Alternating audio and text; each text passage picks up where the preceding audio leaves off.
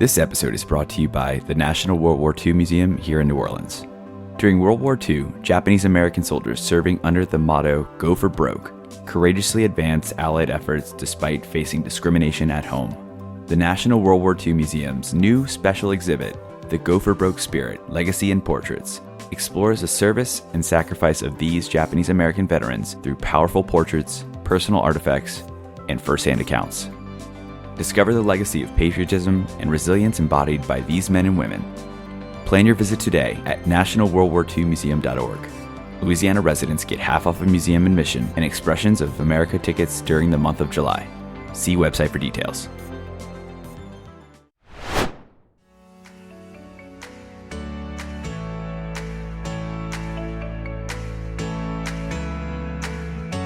Hello, I'm Doug, and welcome to the Krewe of Japan Podcast, a weekly podcast where we take you on audio journeys through Japanese culture. This time on Krewe of Japan Podcast. Welcome back to our podcast. Get your chopsticks and soup spoons ready. The crew is reuniting with friend of the podcast, Shinichi Mine of TabiEats YouTube channel fame, to talk about one of Japan's most popular cuisines, ramen. The common perception of ramen here in the States versus actuality of what ramen is in Japan is very different. With Shinichi's vast experience traveling Japan and tasting ramen nationwide, we get to discover more about this amazing dish, or should I say bowl. Throughout this episode, Shinichi helps us explore the different varieties and styles of ramen. We recently discovered beef bone ramen, not pork, and this is popular in Tottori Prefecture. It's more similar to shoyu ramen. The only difference being that shoyu ramen, the base is pork and fish, the broth, whereas this one is beef. So you do have like a little beefy flavor in the background, but it's mostly shoyu ramen, so it's lighter than Jen's favorite tonkotsu ramen, so you don't get that richness. But it's good, it's good. Discusses some common etiquette and considerations when eating ramen. I think the only thing you shouldn't do, it's not a rule or anything, I don't think you should add anything to the ramen before you had a taste first. Taste it first before adding your pepper or chili. Shares the same passion for ramen as we do. And can I just say, I just love how, three people here can talk about ramen. we're just talking about this one dish for this episode. That's amazing. And so much more. We apologize in advance if you are starving and craving ramen by the end of this episode, because we sure were after recording. Let's jump into the interview. All right, so welcome back to the podcast, and today we have a returning guest. We have Shinichi Mine from TabiEats. He was on our episode last season for our food traveling, and then we also have Jen. So, hi Jen, hi Shinichi, how are you doing? Hi guys. Thank you so much for having me again. Yes, we're excited to have you back. Especially me, because I missed the last one. So I'm very excited to be on this episode for ramen, because I love ramen. So. Oh, good. I love ramen too, but I'll tell you, I didn't always love ramen, but I'll save that for later. So real quick, in case maybe we have some new listeners or folks who maybe haven't gotten back to, they're working their way back on past episodes and haven't gotten to your last one. Do you want to take a second just to introduce yourself? And on top of that, maybe you just went on a big trip. You can let us know how things have been going since last time we talked last fall. Oh yeah, okay. So first of all, my name is Shinichi. I have a YouTube channel. Actually, I have several YouTube channels. The main one is called TabiEats, and I do that with my partner. We've been doing it for 8 years. We're in our 8th year of making content on YouTube. And I guess I would call myself an influencer on Instagram and other social media as well. I'm trying. Hey, and your content's great. I love it. I'm so I look at all this stuff and I get hungry, jealous I can't have it. And then I'm like, no, and I want to go to Japan. Or where else have you been? You went to Europe recently, right? Oh yeah, we were in Europe for 2 weeks. We went to the Netherlands.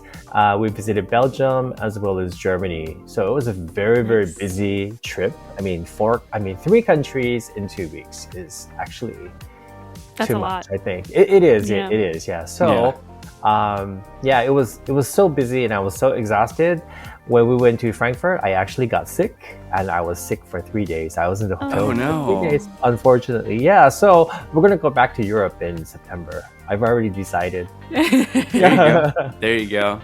Yeah. Give yourself some time to get a different season too. Get it when it's a little bit not as chilly. Yeah, Exactly. not as cold. Yeah, not as chilly. Exactly. It was very cold. Yeah, and our hotel in Amsterdam, it was across the river, so we had to use the ferry every day, to commute. Oh, cool. And that was very cold as well. Oh, I can imagine. Oh yeah, I guess literally No. cool. Yeah, it's literally cold actually. Yeah, but it was great. I mean, we both had a great time. Every time we travel to a country we don't know, we always learn something, and we feel like we evolve into better people when you get to know other cultures. And Oh yeah. yeah, so that's why this time we want to go to some other countries you've never been to. So looking forward to that. So real quick, what was your favorite meal that you had while you were over there? Oh my goodness. Okay, that's a super difficult question. Oh my gosh. The best meal. Okay, that's a tough one. But I can say I loved the cheeses in Okay. the Netherlands. Oh my God, the cheese was amazing. And in Germany, I love the bread. I had bread every single day. I believe they have about 150 different varieties of bread in Germany. Okay. And I a love lot. bread. I love carbs. Who I love doesn't? carbs.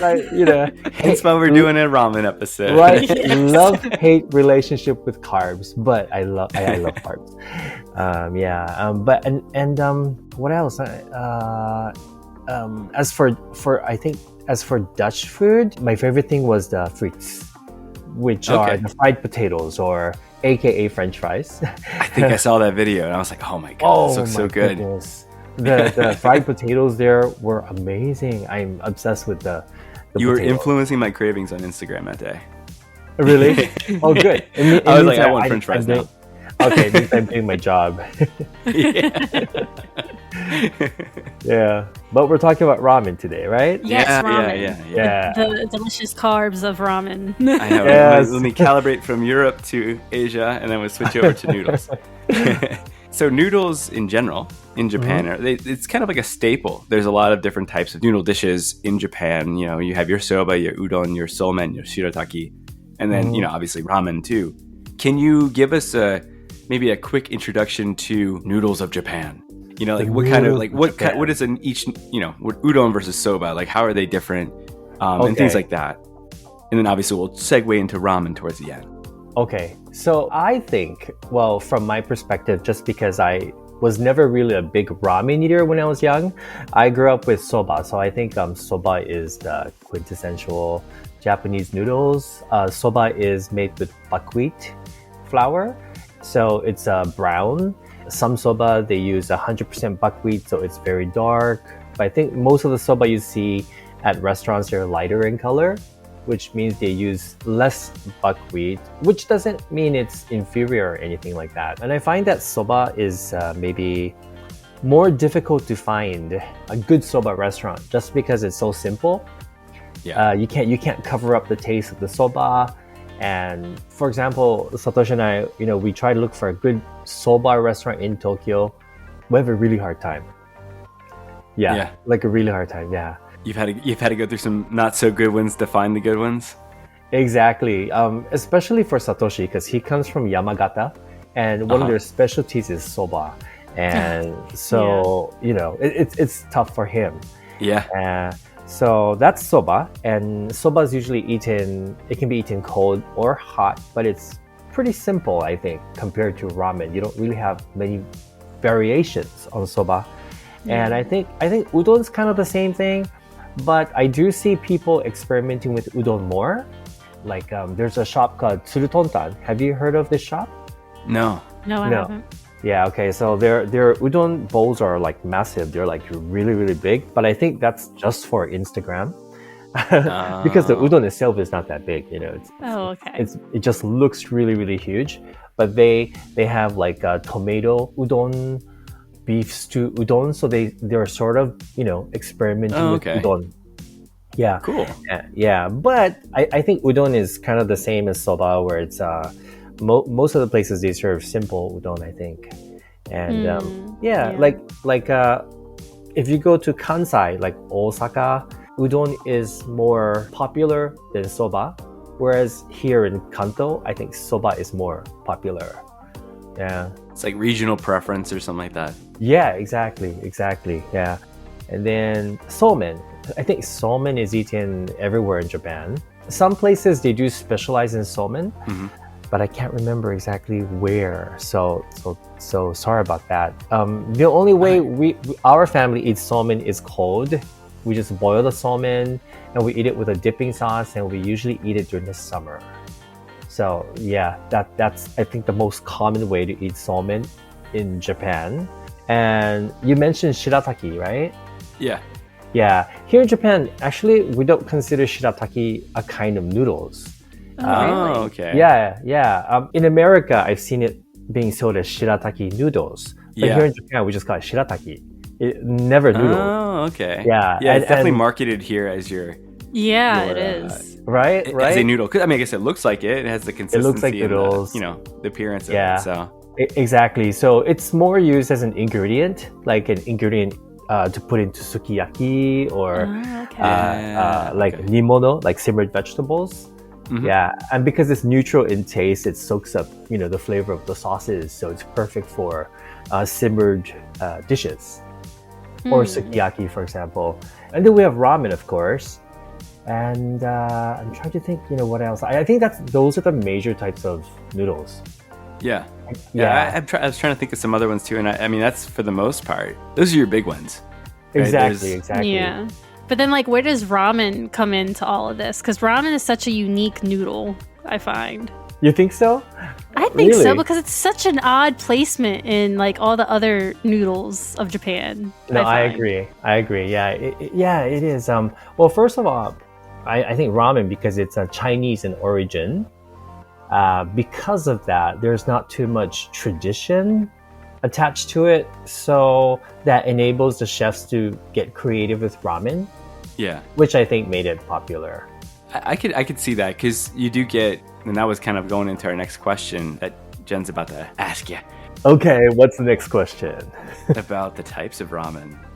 That would be my next question, because I know when I go to Japan, I'm overwhelmed almost by what the different options could possibly be. I mean, most likely I go to my favorite, which is tonkotsu. That's my all-time favorite type of ramen flavor, if you want to call it that. But I know there's all different kinds of ones, and people are even experimenting with some ramens which are questionable. All I'm saying is Valentine's Day and chocolate ramen. I don't know about that, guys. Oh yeah, that's too much for me. And ice cream and ramen, whoo. I never even heard of that before. Ice cream and ramen? Yeah, I saw it on Instagram, and I was like, why is someone doing this? Right. Why are they making the soup cold? I mean... Exactly. It'll probably be lukewarm when you eat it, right? Not necessarily cold. But it sounds disgusting. I guess it melts and kind of gives it that dairy. Because I think I've heard of ramen where they add milk right, and stuff into it, right? Yeah. Well, because I know some areas specialize in certain kind of ramen, certain flavors. I know Hokkaido especially is really into miso ramen. Miso ramen. Exactly. But you also have Hakodate, which is in Hokkaido, but they specialize in shio ramen, which is salt ramen. So completely different from miso, very, very light. We recently discovered beef bone ramen, not pork. And this is popular in Tottori Prefecture. Was it really distinct? Was there a big difference between the texture, the taste than you had with tonkotsu? Very. It's more similar to shoyu ramen. Okay. The only difference being that shoyu ramen, the base is pork and fish, the broth, whereas this one is beef. You do have a little beefy flavor in the background, but it's mostly shoyu ramen, so it's lighter than Jen's favorite tonkotsu ramen, so you don't get that richness. But it's good. It is good. I like the richness. Yeah, me too. Which is why I really want to visit. I haven't yet, and it's on my to-do list of travel places. But I really want to go to Fukuoka because I know that they specialize in tonkotsu ramen. They do. And I actually didn't like ramen before, as I mentioned, and the reason why is because I found ramen to be quite boring in the beginning. Boring? Yeah, How so? I'm interested. How so? Yeah, because back in the day, I'm not young anymore, but back in the day when I was younger, we only had 4 basic types of ramen, which is shoyu, shio, miso, and tonkotsu. And tonkotsu wasn't that popular in Tokyo, for example. You didn't find many tonkotsu ramen restaurants like you do today. Yeah, so it was mostly shoyu ramen. So I found it quite boring. Even though shoyu ramen is delicious, it was just very, very simple. And even miso ramen, for example, I thought it tasted like miso soup. So, it's kind of boring, and I never liked it. Whereas now, people are getting creative, and even shoyu ramen, for example, I never liked shoyu ramen. I prefer tonkotsu like you, Jen, but now even shoyu ramen, people are being more creative with it. They're getting, they're elevating the shoyu ramen experience. It's really good. Have you had Kitakata ramen before? I have, and Kitakata ramen I didn't like before. Yeah, it's shoyu, right? It's kind of a shoyu base. It's shoyu, yeah. And I found it to be kind of boring at one time in my life, but these days I'm sort of rediscovering the simplicity of shoyu ramen. Yeah. I feel like I have to be in different moods to have different ones. Yeah, same. Yeah, but exactly. I definitely understand where you're coming from, Shinichi, about the quote-unquote boringness of it. Like I can understand how that could get boring. Yeah. And so the reason why I got into ramen so much, first of all, I didn't like ramen. I wasn't into it, and I thought it was very high in calories, and it'll make fat and unhealthy. But Satoshi loves ramen. My partner Satoshi, he loves it. That's probably his favorite food. He can eat ramen every day, and he's happy. And he decided to take me to a ramen shop, and it was miso ramen in Hokkaido. And I was like, oh no, miso ramen, the one that tastes like miso soup. I don't know, but he took me there to just try it. We went to this place called Sumire, which is quite popular for miso ramen. And I was, it changed my life. Like really, it's like, what? Miso ramen can be this good? It has so much depth and flavor, and wow, that was like the best thing I've had like in that whole entire year. And ever since then, it kind of opened my eyes to the world of ramen and how much variety there is. And the same thing with shio ramen. At first, shio ramen was my least favorite because it's just salt. But when I went to Hakodate, where they specialize in shio ramen, the salt they use is special. For some reason, they taste different depending on the shop you go to. And something as simple as salt-flavored broth can have so much depth and complexity. I was blown away again. So. Yeah, and I feel like especially if you go to those regions that have that specialty, you find, it's the specialty is shio ramen or shoyu ramen. But then, like you said, each restaurant is different. They all have their own little like family, like passed down recipe that they use to kind of tweak it and make it their own, or add different ingredients or, whatever it may be. Yeah, and they have to do that almost because that region is so specialized in that they all have to be different. Make it different. Exactly. And can I just say, I just love how, 3 people here can talk about ramen. we're just talking about this one dish for this episode. That's amazing. Ramen got me through so many nights of I know, right? Drinking. I don't know about you, about drinking, not Jen, that. But got me through some hungry nights, but not drinking. There were many mornings I woke up not so hungover because I had that heavy miso ramen bowl. Now, I regret it in terms of like, oh my God, I feel so bloated. But I wasn't hungover. And it was the magic behind the ramen. Oh, yeah. I know what you mean. we kind of talked through some of our favorites, but if you had to pick like a certain flavor in a certain region, what would be your favorite? Like your number one, if you can identify it. Okay. I think at the moment, my favorite is tonkotsu shoyu. Oh, okay. In Tokyo. All right. Yeah. It's from a place, I might have mentioned it on the last podcast, but it's a place called Tatsunoya in Shinjuku. There's always a line. And, that place has shoyu tonkotsu ramen. You get all the richness of tonkotsu, but you also have the savoriness and I guess saltiness of shoyu. And it's amazing. It's like a fusion of Hakata ramen, Fukuoka ramen, and Tokyo ramen. It's great. That's my favorite ramen. I'm telling myself I need to go. I'm gonna be in Tokyo in June. Right? I'm gonna try to go. Oh, really? Okay. Yeah. How about you, Jen? Are you coming to Japan as well? No, not for a while. Oh no, really? It makes me so sad, but yeah, no. It's killing her, but yeah. It is, and especially since this guy keeps telling every guest, "Oh, I'm going to Japan." I'm like, I hate you, Doug. I wish I could send you a bowl of that ramen. I know, you would love it. Jen, I'll bring you a box. I'll bring you those like boxes you get in the airport, the omiyage. Oh yeah. Oh, give me that. Yeah. Oh, with a Mitsuya cider. I brought you like Mitsuya cider? I want it again. Oh my gosh. You have no idea. I went to Don Quixote and they just had everywhere. I just grabbed like 4 cans for you, and I just. I have a problem, guys. So Jen, before we move on to the next question, what is your favorite ramen and favorite location? Is it in Kyoto? Yeah, it has to be in Kyoto. But... Yeah, Oh, really? I mean, like I said, if I could go to Fukuoka, I'm sure that would probably be my favorite because, like I said, tonkotsu is my favorite of all time.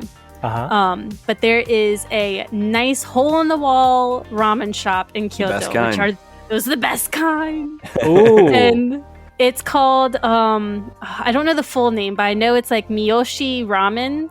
And it's like in the Sanju area of downtown Kyoto. Oh, okay. And they always have a line. That. Oh, always. Really? Okay. It's right on the canal, like right by the canal, like the little stream canal. It's before you get into like Gion, really. Okay. I might have been there. I don't know. Maybe. There is always a line. It's right by the canal, you said? I might have been there. Yeah, you possibly could. It's pretty well known. Yeah. But, like that was like my watering hole when I was studying abroad in Kyoto. So like every night, me and like a couple of people were there.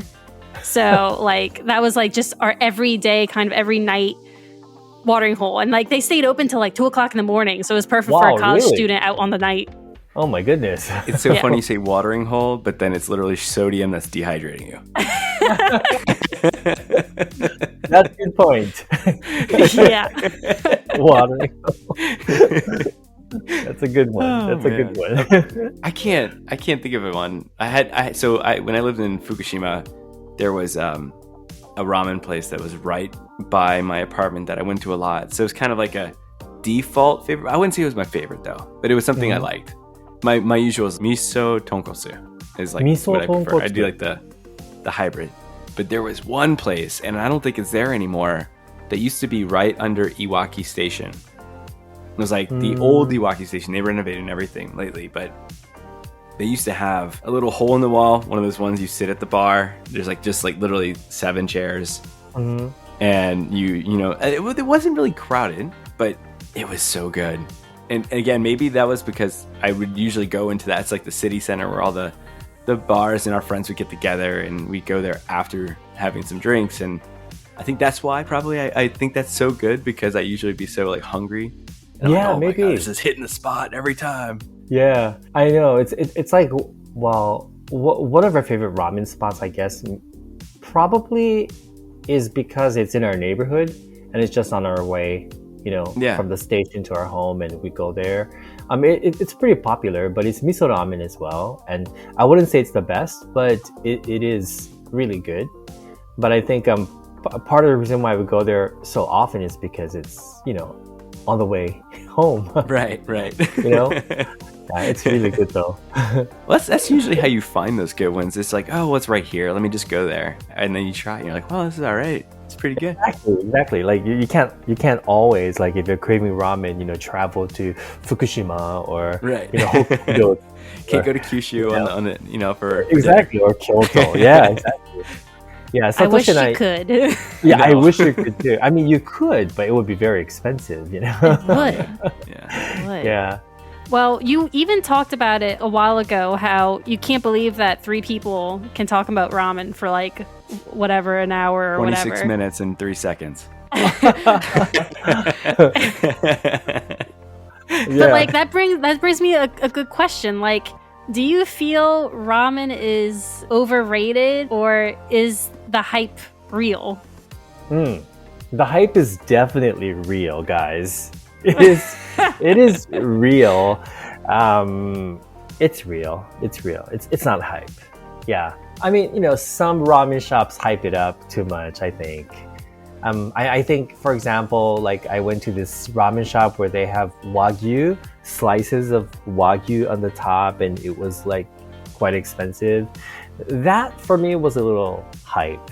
I mean, it's just... It wasn't worth probably what you would have to pay for it, right? No, it was 2 slices of Wagyu beef on mediocre ramen. So that would be something hype. That would be considered hype, I think. But I think, ramen is definitely something that everyone should be eating. I 1000% agree. Yeah. I mean, yeah. I'm pretty sure we'd be having this conversation right now if we all disagreed on it. Yeah, of course. That's right. But I have to ask, because it's a popular question online, because all these sites, they tell you like 5 things you need to try when you go to Japan, and ramen is always on those lists. It is. It really kind is. of comes back to what we were talking about earlier. It's just there's so many options that you don't know what to pick. Like you can go to like a street outside of a station. There's probably 10, especially in Tokyo. Or any big city. And there's probably 10 to 20 different ramen shops, probably all within like a 3-4 minute walking distance. Yeah. And how do you know which one's the right one to go to? You only get one meal. No, you're absolutely right though. I mean, everywhere you look in Japan, I think Satoshi and I, one day we were walking around and we were trying to count all the ramen shops in one area. And I think we found more ramen shops than any other type of like, shop, in regards to food. Like you don't see that many curry shops in one area, or soba shops, or tempura shops, but you'll see ramen shops like sometimes next to each other, and another one right across the street. I mean, yeah, so many ramen shops. And that brings me to going back to like the internet and like how, people are getting their, research from the internet and their decision making on their plans for eating when over in Japan. And one of the things that a lot of people, especially foreigners wanting to go to Japan who hear about ramen, always talk about Ichiran. Oh, yes, they do. One of the biggest chains of ramen in Japan, which, there are Ichirans in the US. I know New York has one. But, people are saying like, you definitely need to go to Ichiran when you go to Japan. It's best, blah, blah, blah. But is it really the ramen to try out of all the chain ramens? Or do you feel like there's another chain restaurant of ramen that people should maybe go try? I do. First of all, have you guys tried Ichiran before? I have. You have? What did you think of Ichiran? I like the whole like seclusion part because I was traveling solo, so that was nice that I could like eat by myself and not feel weirded out by it. But the ramen itself, I was like, this is okay, but it's not amazing. Like I'm not jumping up and down for it. I'm not like, oh, I need to go again. That's the part that's bad. Right. If you don't feel like you need to go again, I feel like that's a bad sign. Yeah. See, I think the reason why you can say that is because you're like us, where you actually had amazing ramen. So once you have amazing ramen, it's really hard to eat Ichiran and think, oh my god, this is an amazing bowl that I have to have again. But and actually Satoshi and I, we've never eaten Ichiran until like maybe 5 years ago. That was the first time we had Ichiran. Because so many people outside of Japan were saying it's the best ramen. and we avoided it because there's always lines of tourists and, but when did we just bit the bullet and said, okay, we got to try it. And we tried it. I mean, it was good. It was okay. It wasn't bad. I've had bad ramen. Yeah. So it wasn't bad, but it wasn't blowing my socks off. Exactly. So I think Ichiran is a good example of Hakata style ramen in its most basic form. So if you've never had it before, I think you would think it's the best bowl of ramen. That happened to my sister. We took my sister there, and my sister lives in Hawaii, and she loves ramen, but she's never had Hakata ramen before, and we took her to Ichiran, and she thought it was the best ramen she's ever had in her life. So really, yeah. I guess like you said, if you don't have a frame of reference or tried, as much ramen, different types of ramen, different smaller places, if that's your only exposure, or just minimal exposure. Yeah, exactly. But most Japanese people would never say Ichiran is the best, to be honest with you. What would they say?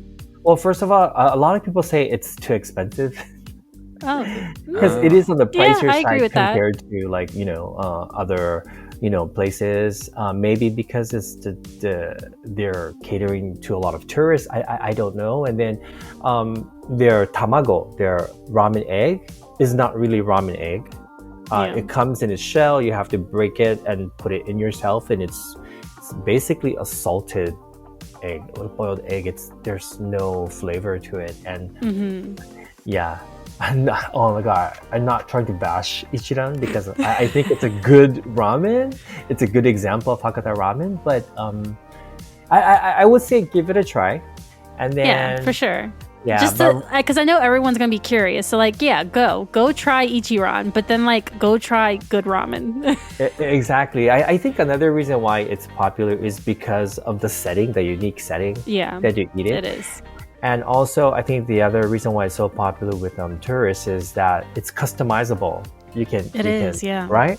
Yeah, they give you a little sheet when you sit down, and you just circle what you want and how much you want of it, and then you give it to them, and then they prepare it for you. It's convenient. Right, exactly. And Japanese people, they don't really like to customize things. They find it too time-consuming and too much of a hassle. Yeah. So I feel like it's more popular with the tourists because of all these aspects. Yeah, but I didn't answer your other question. The other ramen chain that I think everyone should try is Kamukura Ramen. Kamukura? Kamukura, and it's actually shoyu ramen, based in Osaka. And because it's shoyu ramen, I never tried it until a couple of months ago, and I was blown away. It's so good. Really? They make their shoyu ramen like they make French consommé. That's what they say, and so they really focus on the soup itself. It was like shoyu ramen, but refined and sophisticated on another level. You can. It makes you want to drink every single drop of the soup. That's how good the soup was. Oh, wow. That does sound good. If you're doing that means it's really good. I go to Kansai all the time when I go to Japan, so I am definitely trying that. Oh, please do. That is on my list. Yeah, and you can find this shop everywhere in Japan, so I recommend checking out this chain. Yeah, they opened up a shop recently in Hawaii, but the prices are so insanely high. I mean, that's just Hawaii in general. Right? Oh my god, it's insane. You know how much it's for one bowl of ramen with 2 pieces of karaage and a soft drink, and I believe, at least in Japanese yen, it's about 5,000 yen. What? I know. It's insane. It's like 5 times too much. 5 times too much. Exactly. So much. There's no way I can do that. No. Yeah, I'm used to my 600, 700 yen ramen. Oh yeah. Well, it may start out at 600 or 700, but then as you add more ingredients, it starts to pile up. But that's the thing about me. I like my simple ramen. Keep it simple? So when I keep it simple, yeah. So not all people do like their simple ramen, right? They like to add ingredients. So like, Shinichi, what is if you want to, like, obviously you have your normal ingredients for ramen. You have your soup, your whichever base. You have your noodle. May or may not have meat. But what other ingredients are important, or the most? I guess what ingredients are the most common? What are the ingredients that add the most flavor to that ramen? Like, what do you find helps create the perfect ramen for you? Oh, this is just me, but I think it's green onions, I think. Scallions. Yeah, I think that adds a lot to the ramen. Also some much needed vitamins. You need your vegetables. So I think I love green onions. That's the one healthy part, right? Right? One healthy part of the ramen. And then, but I don't really like too much vegetables in my ramen. I feel like it waters down the soup. So green onion, agreed. Right? You agree. Yeah. And then chashu is another very popular ingredient, and I love it. And I feel like the chashu has to be on the fattier side. So I like it with these pork belly. Usually it's pork belly, so it's delicious. I like it when it melts in your mouth. And for me, I also like the egg. I love egg in the ramen. Or the full or the half? Do you like it cut in half and sliced, or do you like it? I like it cut in half. Full egg. No, it has to be cut in half. Cut in half. Yeah. Okay. Makes it easier to eat, No, that for sure. Right? Otherwise, you're having to like take your chopstick and try to slice it, and then you drop it, and it splashes ramen soup all over the place. It's really difficult to pick up a whole boiled egg in the soup with chopsticks. Yeah. Right? What about your bamboo? That's right. I forgot about that. Menma. Menma. Yeah, I was trying to remember the Japanese name for it. I couldn't remember it. Yeah, menma. I think menma is also a very good topping because it's cooked separately, so it's cooked in its own sauce. So it kind of adds a nice flavor and textural difference in between bites of ramen. So I think that's great. Yeah, no, I agree. Yeah. And are you a corn in your ramen person or no? No. Same. Not really. Same. Yeah. I don't know. If you add I love corn, but no, don't do that. little bit of corn in your miso, chashu, ramen, with a little bit of seaweed. I feel like the more you add to a ramen, the more chaotic it gets. At least for me personally. Yeah. I'm not a throw everything in the bowl kind of person. I like to keep it simple as gumbo possible. Almost, right? It's just like a bunch of different ingredients in there. Exactly. We have one type of ramen called jiroke ramen. Have you heard of that before? No. I haven't. Okay, so usually they're massive. They look massive. Maybe that's the selling point, and there's a very strong core of fans of this type of ramen. It's usually piled high. Here's the bowl, and you have it's piled high like this with bean sprouts, lots of chashu, then garlic. It's really, really strong. The flavor is strong. That's too much for me. By the time I get through the toppings, I'm full. I can't even eat the noodles. Yeah. You can't mix the noodles right away. Yeah, so that's too much for me. Do you like spice in your ramen, like rayu or extra like pepper or anything like that? I like pepper, but I also don't like to put too many things in my ramen soup because I feel like it's already complete, and like maybe mixing too much things in it changes the flavor. So I only do that if I find the ramen to be mediocre. Then I'll add stuff. Okay, fair enough. Yeah. Agreed. Yeah. Man, I had Subway for dinner tonight, which is... That sounds awful. So disappointing. Was after starting this conversation. But I'm glad I ate now instead of after, because I definitely don't have ramen in my house. That's easily something... Well, I mean, we have noodles somewhere. I have that pumpkin spice cup noodle. That's disgusting. Right. Get away. That's disgusting. Get out. I haven't eaten yet. I was trying to eat it before this call so I can give you a report back, because we talked about it last time. But yeah. So I know the vegan scene is starting to grow and be more prevalent in Japan, way more prevalent and than it was maybe 10 or 20 years ago. Uh-huh. Have you had any chance to try any vegan or vegetarian ramen? I have, yes. I've tried 3 places, and of those 3 places, 2 were pretty noteworthy. I mean, I'm not a vegan or vegetarian, and I found these bowls of ramen amazing. And one place is called Shimbu Sakiya, and it's located in Shibuya. Okay. And the other one is in Tokyo Station. There's a ramen street called Ramen Street, Tokyo Ramen Street or something like that. And it's called Sora no Iro, which means the color of the sky. And I believe at that place they had 3 different types of vegan ramen, but they're pretty amazing. They satisfied my ramen cravings. Difference-wise, like the base and then the ingredients, like what is different between that versus, a non-vegan ramen dish? Right. So you don't get that, the porky goodness of tonkotsu ramen, for example. Sure. But, and I think the most important thing of making a good bowl of ramen is that it has to have depth and it has to have umami. It can't be one note. And I've had these in Amsterdam. I had a bad bowl of ramen in Amsterdam. But anyway, so it has to have depth and complexity. And these 2 places did it really well. I don't know what they use for the base. It must be vegetables or something. But okay, it didn't taste healthy, which is a sign of good ramen. You know what I mean? Yeah. Yes.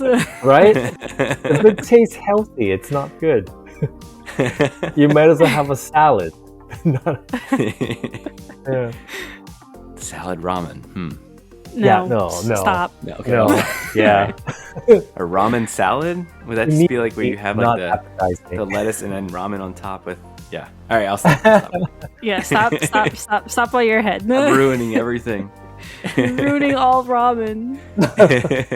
But one of the things that people probably look up when they look up ramen, one of the things is probably what they find is not only like what ramen to eat, but like how to eat it. And like there's all these like articles going around about like, oh, the way you should eat ramen. So can you give us any must-know etiquette for travelers with ramen, or are all those things that are online just kind of like puffs of smoke in the air? Yeah. I think just eat it the way you want. Yeah. I mean, the way I like to eat ramen first is to sip my soup. I like to taste the soup first thing I do.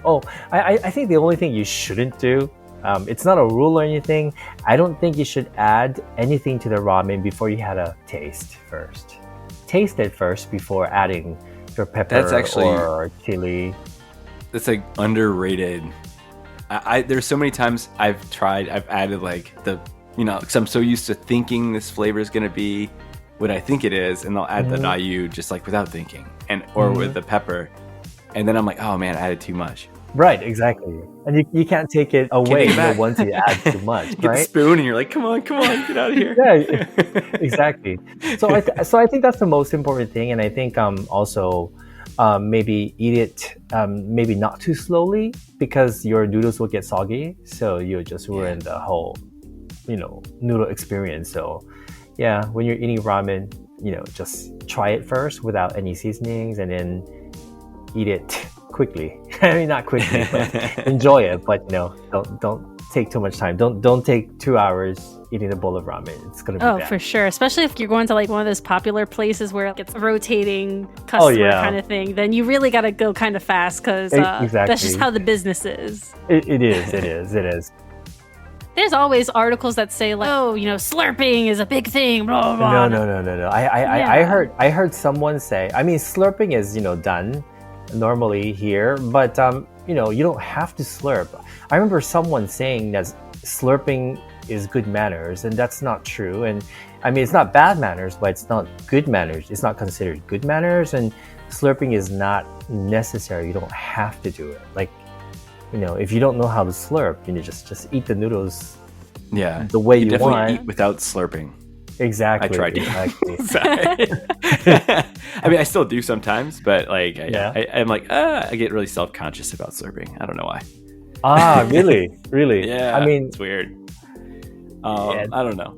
But yeah, I think that's like the biggest one. It's like, like it's okay if you do or don't slurp. Some people go overboard. Like they sound like a motorboat. Like they're literally like it smells like they're like just vacuuming their food into their mouths. It's crazy.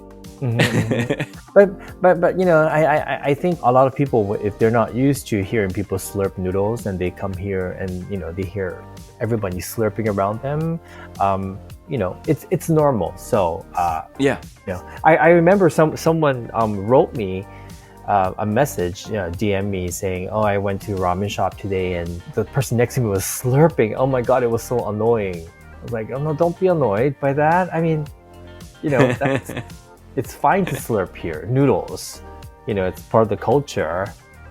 So the last part before we kind of wrap, we're gonna get into the end. I don't know how much more we can talk about ramen. I mean, we could. I feel like we could keep talking about ramen, but the one thing we haven't really talked about yet is homemade ramen. You know, I've mentioned that briefly earlier, having some at home that's not easily cookable. Like, I can't easily just throw something together, nor do I know how to. How do you make the base and all that stuff? I think that's the biggest battle. Right. The frozen ramen in my freezer, you know, that's just drop it in the boiling water and it's fine. Yeah. But, you know, have you ever dabbled in making homemade ramen yourself? No, that's a hard no for me. It's too much work. Yeah, I'd rather pay like 600 yen to go for someone else to do it for me. Exactly. I do have to say, my partner Satoshi has made ramen, homemade ramen. Yeah, he made a video on it, and it was pretty amazing. Like he made the tare, you know, for the ramen. He made the oil. Obviously, he didn't make the noodles, so he bought the noodles, but he made the soup from scratch, you know, from the bones and everything like that. It was amazing, but it was the first and last time he made ramen. I'm sure it's a lot of work, right? I can imagine. Yeah. He's like, never again. How long did it take him to prep and to make everything? It took him the entire day. Oh, it's so much work for a bowl that's going to last you like 5 to 10 minutes. Right? Because, you know, most ramen shops, they start prepping their soup, you know, like at an insane hour, you know, like 3 a.m. or something like that. And then they finally start serving, you know, people at lunchtime. So, yeah, we filmed that video at night because we had to wait for the prep to be done, you know, and it took the entire day. Yeah. So that's too difficult. Yeah, no, I hear you. Yeah. I hear you. I'll stick if I'm eating ramen at home, I'll stick to the instant kind. Yeah. Exactly. Pumpkin spice. Oh, do you guys have good ramen in your city? We have okay. Yeah, we have some ramen? options. So I'm really like we were talking earlier. Like I'm kind of picky. Like I know what I like, and I'm extremely picky now that I've been to Japan. Yeah, exactly. Once I had the stuff in Japan, like having the ramen here, it's not bad by any means, but it's just not the same. It's different, you know. Oh, I see. But there's a few, and a lot of them, not a lot of them, but some of them are like truly like Japanese style ramen at a Japanese-owned restaurant. But then they have some that are kind of fusion too. Okay. That are like different styles of Asian cuisine fused into that ramen. Yeah, I feel like in the U.S. a lot of them are fusion. I mean, because I'm not a fan of the fusion stuff. Get that crap away from me. I feel like a snob sometimes, like my friends, because my friends are all like, "Oh, this is delicious." I'm like, "This is not ramen." And I get seriously upset because I don't know, like I'm very serious about my ramen, guys. I really like ramen. But there is one good place in our city that I really do like, and it's I feel it's as close as I'm going to get to Japan ramen. Doug, I don't know if you've ever been to this place, but Nomiya on Magazine Street. Oh yeah, I've been there. Yeah. That's my favorite so far. The other ones haven't really just impressed me. I see. You know, talking about fusion ramen, we do have some, you know, I mean, people like to experiment here. We have so many ramen shops, and I guess they have to try to stand out to get new customers. And we have this one ramen shop, and it seems to be quite popular, but they have French ramen. They call it French ramen. They have oysters, and the soup is very creamy, more like a cream soup. I personally didn't love it. I was craving ramen, and I had it. And I think if I went in thinking I'm going to have like a French soup dish, then I think I would like it. But I was craving ramen, and it didn't satisfy my ramen craving. So yeah, I don't know. I mean, that I think that's my problem when I go to local ramen places. I'm like Same. thinking ramen, but then I get there and it's not the exact thing that I want.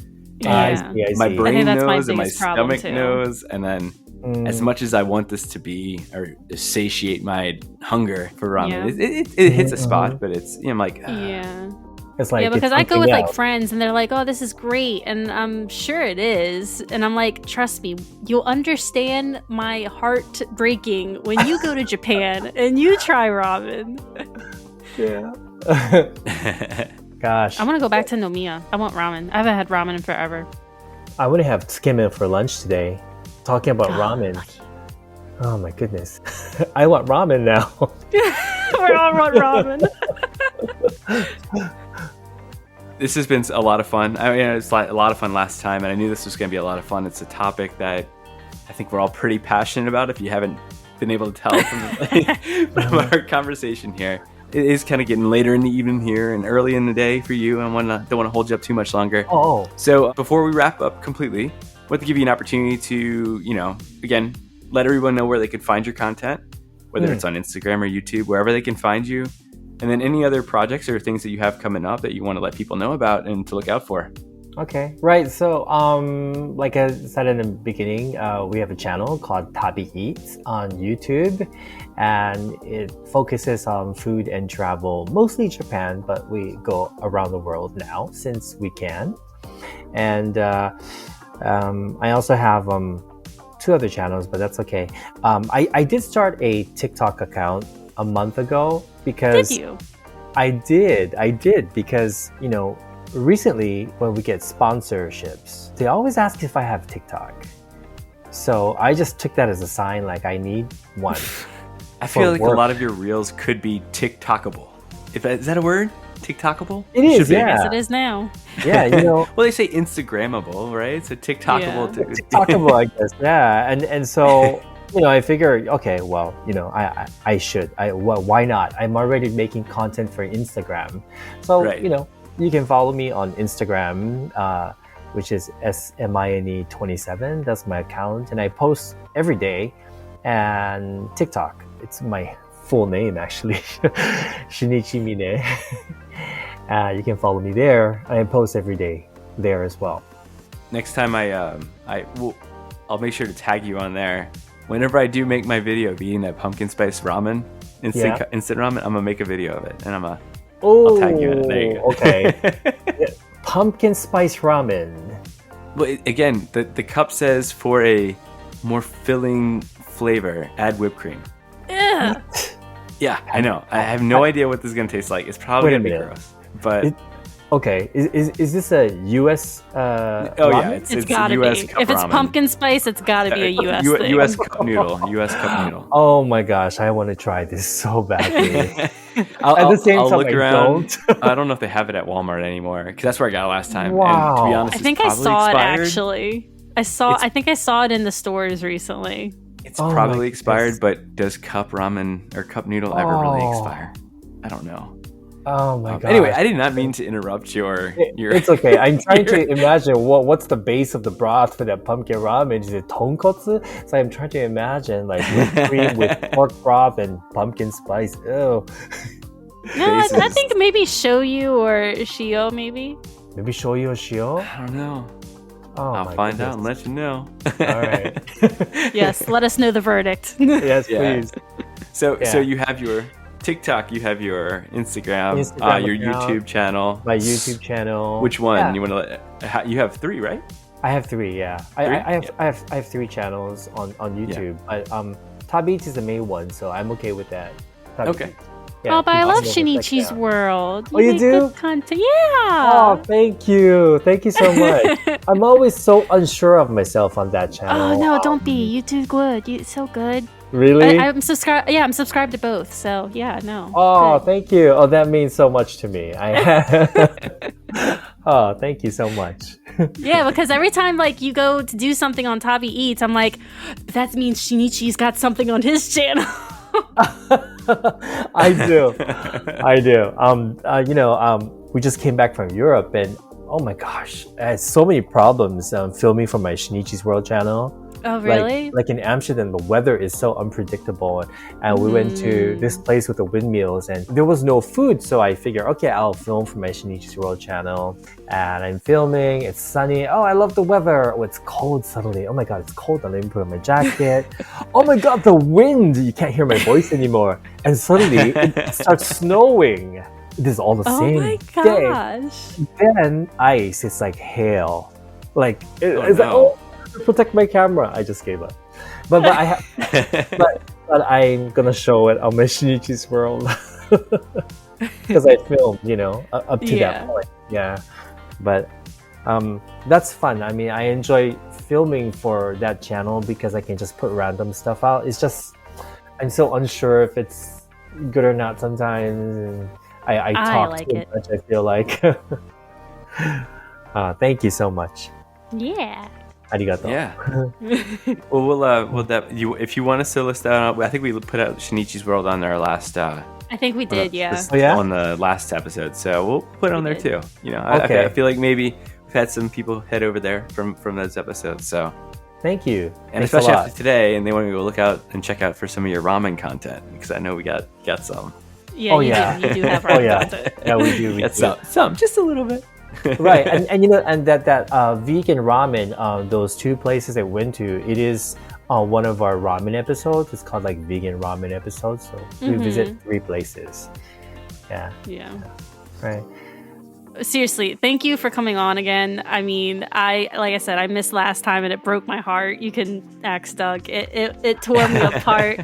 So I'm really glad I could talk to you this time, especially about ramen, because I love ramen. I think I'm the resident lover of ramen on this podcast. So. Oh, that's you are awesome. Yeah. Well, it was amazing meeting you, Jen. It was nice meeting you too. Yeah, and nice talking to you again, Doug. Yeah, for sure. And again, I'm sure this won't be the last time. We'll have plenty. We want to do a lot of food stuff, so I feel like you're the guy. You're the guy to go You're to. the food. For sure. Our I have food food connection. stapled on my forehead. Yes. Awesome. All right. Thanks again. Thanks for coming on. Thank you so much, and thanks for having me again.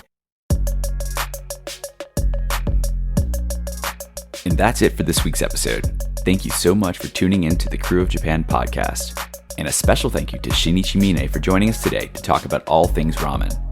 Who would have thought you could spend the better part of an hour talking about a noodle dish? If you want to learn more and see some of the incredible ramen meals Shinichi and his partner Satoshi have eaten, be sure to check out his Instagram. That's SMINE27. His TikTok, Shinichi Mine. So SHINICHIMINE. And of course, their TabiEats YouTube channel. Just search TabiEats, TABIEATS on YouTube. What's your favorite type of ramen dish? Where's your favorite ramen shop located? Share with us on Instagram, Facebook, Twitter, and TikTok at Krewe of Japan Podcast. Oh, and don't forget YouTube too. That's Instagram, Krewe of Japan Podcast, KREWEOFJAPAN PODCAST. You just search the name Krewe of Japan Podcast on Facebook, TikTok, Krewe of Japan Podcast, YouTube, same thing, and Twitter, just Krewe of Japan, KREWEOFJAPAN. While you're there, subscribe, follow, like, retweet, share, comment, post, whatever floats your boat. Let us know how you're enjoying the podcast.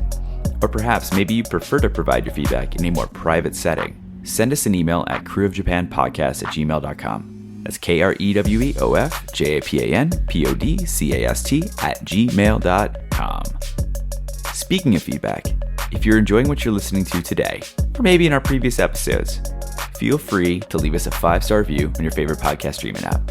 Those 5-star ratings and reviews really helps others who are interested in Japan and this type of content find the podcast. Any and all support is greatly appreciated. That's it for today. Until next time.